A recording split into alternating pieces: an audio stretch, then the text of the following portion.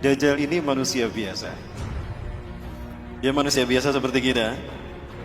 Dajjal bukan Fomeo, tapi dia manusia. Dia lahir 100 tahun sebelum Nabi Musa diutus. Dia termasuk al-mumtazirin yang Allah tangguhkan. Tidak ada satupun bidang dalam kehidupan kita, hatta agama sekalipun, melainkan fitnah Dajjal ada di dalam. Karena para pengikut Dajjal, mereka ingin menguasai dunia, melakukannya dalam 3 ranah: simbol, ritual, dan arsitektur. Itu 3 ranah yang disentuh oleh Dajjal. Maka 3 ranah ini tidak pernah terlepas dari sistem Dajjal: simbol, ritual, arsitektur. Ya, salah satu contoh ritualnya. Orang-orang Yunani, mereka menyembah Dajjal dengan melakukan pawai obor. Pawai obor keliling negeri. Menyembah dewa matahari mereka. Ya, dewa matahari mereka bernama Helios. Ya. Penyembahan kepada dewa matahari mereka yang bernama Helios ini dilakukan dengan pawai obor keliling negeri. Begitu sampai di Bukit Olympus, obor tadi serah terima kepada kaisar. Kaisar terima itu. Ketika kaisar pun lari di lapangan di Bukit Olympus tadi menuju sebuah obor besar. Dinyalakanlah obor raksasa tadi. Maka selama obor raksasa menyala, mereka melakukan atraksi di lapangan tadi. Berbagai macam atraksi. Itulah ritual yang dilakukan di Bukit Olympus, mengagungkan dewa matahari mereka yang dimaksudkan ini. Ritual itu kemudian dinamakan Olimpiade. Sampai sekarang hilang tidak ritualnya? Inilah ritual pengagungan iblis dan Dajjal. Itu tingkat dunia. Tingkat benua ada tidak? Ada. Apa namanya? Asian Games. Tingkat nasional? Nah, itu ritualnya. Kita tidak sadar. Dalam bidang arsitektur, banyak dalam berbagai bidang, dalam berbagai bangunan, apalagi bangunan ibadah. Tidak terkecuali masjid. Ada simbol Dajjalnya. Kami di Jawa Barat sedang menghadapi. Kenapa demikian? Karena banyak masjid yang bersimbolkan Dajjal. Segitiga adalah sebuah simbol yang kemudian digunakan digunakan oleh agama-agama yang lahir dari filosofi agama artis sebagai simbol Tuhan. Jadi agama-agama yang lahir dari filosofi akal budi manusia menjadikan segitiga sebagai simbol Tuhan. Makanya di dalam agama Hindu ada Trimurti, betul?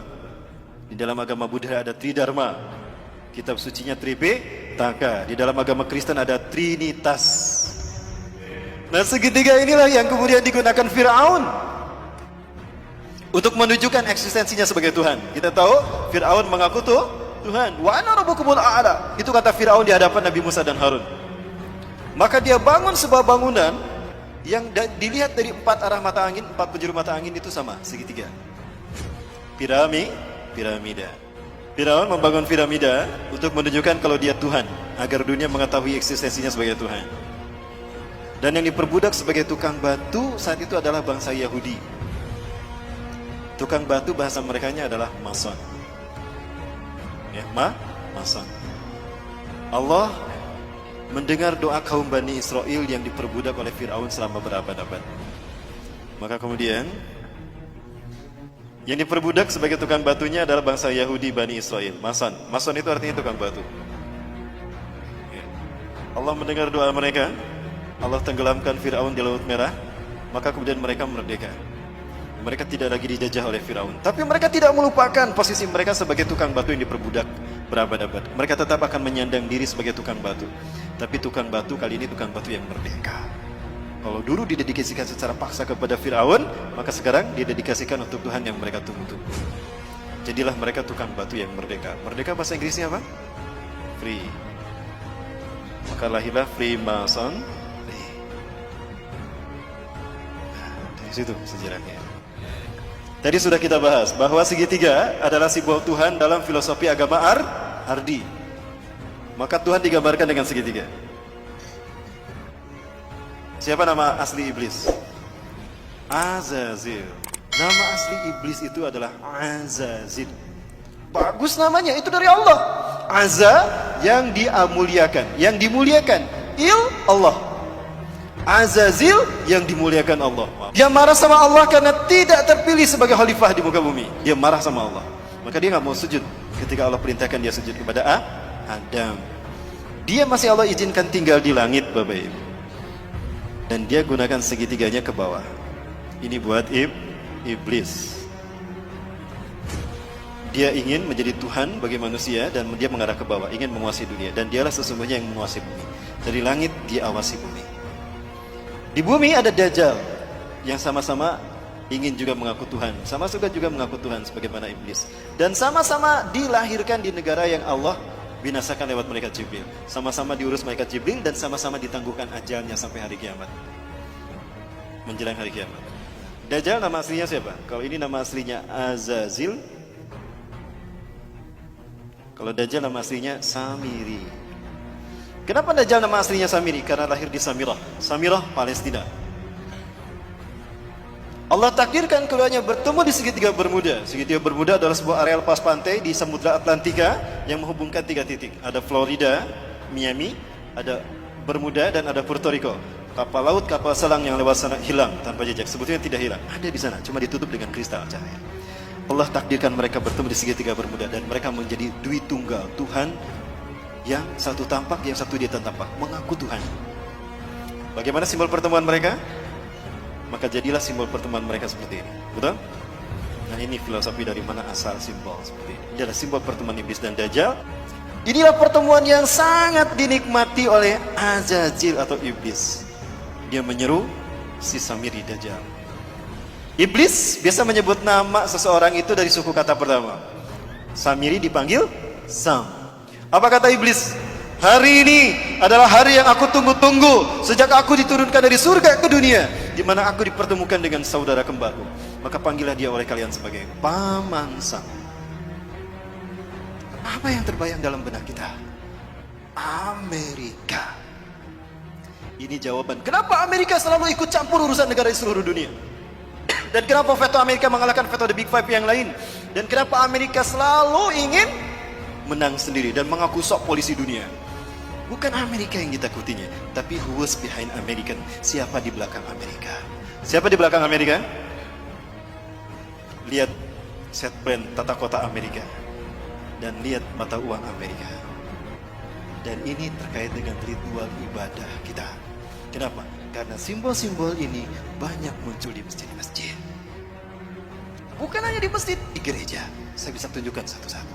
Dan bukan hanya di Indonesia, di seluruh dunia.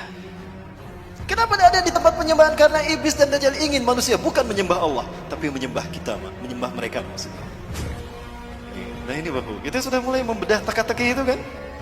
Satu persatu. Nah sekarang Bapak Ibu, saya ingin menunjukkan konspirasi iblis dan Dajjal sudah sampai pada penterjemahan Quran. Baik, saya minta yang hadir di sini buka Qurannya semua, yang bawa Quran. Buka Quran surat ke-7 Al-A'raf ayat ke-16. Saya ingin buktikan kalau ini ada konspirasi dalam penterjemahan Quran, konspirasi Yahudi. Dan saya harap Bapak Ibu bisa melakukan kritisi kepada Departemen Agama. Silakan yang di HP pun juga akan saya tunjukkan Bapak Ibu. Di HP pun ternyata ada yang benar, ada yang salah terjemahannya. Sakit dibasahkan Mas. Iblis menjawab, karena engkau telah menyesatkan aku, pasti aku akan selalu menghalangi mereka dari jalanmu yang lurus. Bedakan menyesatkan aku dengan menghukum aku tersesat. Kalau kata-kata iblis karena engkau telah menyesatkan aku, berarti iblis sesat karena ada yang menyesatkan, betul? Siapa yang menyesatkannya? Seolah-olah Allah yang menyesatkan kan? Karena engkau telah menyesatkan aku. Iblis berkata begitu. Berarti yang bersalah siapa? Allah yang telah menyesatkan iblis loh. Kok jadi Allah yang disalahkan? Betul Bapak Ibu? Nah, sepakat gak kalau kita minta kepada Departemen Agama dirubah tuh terjemahnya? Sepakat. Itu terjemahan yang diinginkan Yahudi Bapak Ibu. Iblis korban ketidakadilan Tuhan. Harusnya dia yang menjadi khalifah di muka bumi, bukan Adam. Maka Zionis Yahudi gak mau menyebutnya iblis. Iblis itu artinya pembangkang. Ablasu iblis iblisan, pembangkang. Maka dia diberi nama dengan nama yang terhormat. Zionis Yahudi memberikan nama yang terhormat bagi Azazil, bukan iblis. Ada yang tahu? Lucifer. Pernah dengar Lucifer? Maka para pengikut iblis disebut Luciferian.